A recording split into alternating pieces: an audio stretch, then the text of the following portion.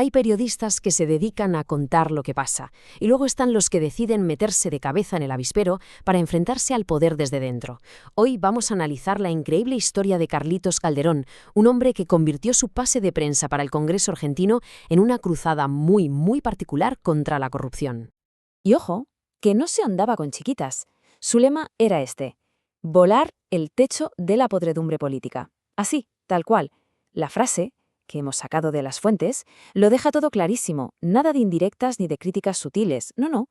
Esto era una declaración de guerra en toda regla contra un sistema que para él estaba completamente podrido. ¿Y dónde se libraba esta batalla? Pues nada menos que en el Congreso Nacional de Argentina, un lugar al que las propias fuentes del caso se refieren como la tumba de la transparencia. Vamos, el mismísimo corazón del poder político del país.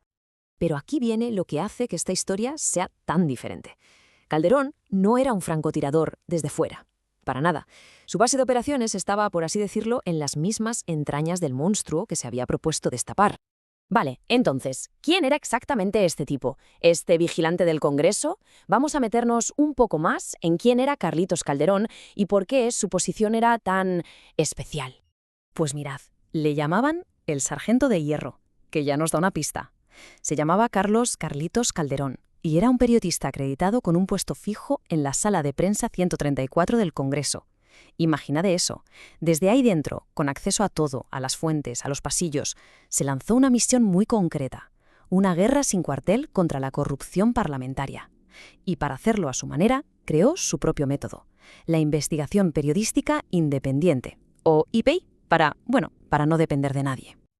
Ahora, la gran pregunta es, ¿cómo lo hacía?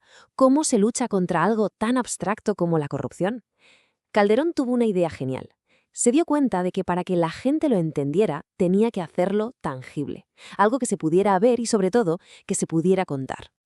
Y aquí es donde entra en juego su primera gran táctica, la cuantificación cronometrada. Es que la idea es brillante. En vez de soltar discursos, convirtió la corrupción en un número, un contador que no paraba de crecer día tras día. Era una especie de tortura psicológica constante para los que estaban en el poder. ¿Y qué contaba exactamente? Pues llevaba la cuenta, día a día, de lo que él llamó los días de corrupción justicialista, refiriéndose, claro, al partido que gobernaba en aquel momento con Arturo Pedro Lafalla. Cada mañana, el contador sumaba 1. Implacable. Hay que imaginar la escena, encender la radio y escuchar. Hoy llevamos 710 días. Ese número se te queda grabado, se convierte en un recordatorio constante, una mancha que no se va. Y no paraba. Unos meses después, 813 días. La cifra seguía y seguía, convirtiendo el paso del tiempo en el arma de la denuncia. 991 días, casi 1000. Con cada nuevo número, el peso de la acusación se hacía más y más grande. Un golpe directo y diario a la conciencia pública. Pero que nadie piense que Calderón era solo un contable de la corrupción, que va, tenía un lado increíblemente creativo y muy mordaz. Vamos a ver ahora su segunda gran arma, la sátira. Inventó un formato que es una auténtica genialidad, el periodismo cantado. ¿Y qué es eso? Pues literalmente usar canciones, música y mucho humor para contar los escándalos del Congreso. El objetivo era sencillísimo, hacer una crítica feroz, sí, pero que también fuera pegadiza, que se pudiera tararear, mucho más potente que cualquier editorial de periódico, ¿verdad? Y dentro de este periodismo musical, creó su particular galería de pícaros. Les ponía motes satíricos a los políticos, mezclando la palabra diputado con otras cosas, y salían joyas como el diputrucho, la dipumonja o los dipucoimas. Estos apodos eran demoledores, porque no solo ridiculizaban, sino que eran muy fáciles de recordar.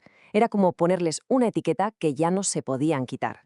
Claro, todo esto está muy bien, pero un mensaje, por muy potente que sea, no sirve de nada si no llega a la gente. Así que, ¿cómo se las apañó Calderón para que su voz se escuchara en todo el país, esquivando a los grandes medios que a lo mejor no querían publicarlo? Pues se montó su propia red. Una estrategia con dos patas. Por un lado, Noticias IP Radial, que era básicamente una red de emisoras de radio que llevaban sus informes por toda Argentina. Y por otro publicaban la revista Carta Abierta a los Ciudadanos, que según las fuentes era la única publicación política realmente independiente de alcance nacional. En resumen, se fabricó su propio altavoz para saltarse a los intermediarios. Y con esto llegamos al meollo de la cuestión. ¿Para qué tanto lío? ¿Cuál era el objetivo final de todo esto? Pues él mismo lo dijo, que la ciudadanía pudiera controlar a su legislador nacional. Su periodismo no era solo para que la gente estuviera informada, era para darles herramientas, para armarles con datos y que pudieran exigir responsabilidades. Al final, cuando juntamos todas las piezas del puzzle, la imagen que aparece no es la de un periodista sin más, es la de algo distinto, algo más complejo y que, en ciertos momentos, es quizá hasta más necesario. El método Calderón es una mezcla fascinante. Pensemos, por un lado, tenía las ventajas de un periodista de toda la vida, acreditación, acceso al Congreso, a las fuentes primarias, pero por otro, usaba tácticas más propias de un activista, el periodismo cantado, la galería de pícaros y su propia red de difusión. Fue una especie de híbrido que supo combinar lo mejor de los dos mundos. Y esa es la idea principal, yo creo.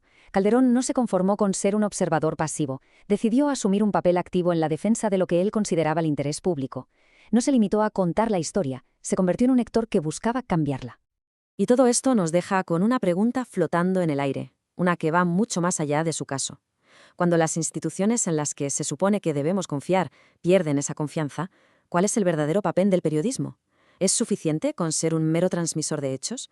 ¿O a veces es necesario dar un paso al frente y adoptar un rol más activo para defender la propia democracia? La historia de Carlitos Calderón, desde luego, ofrece una respuesta bastante contundente.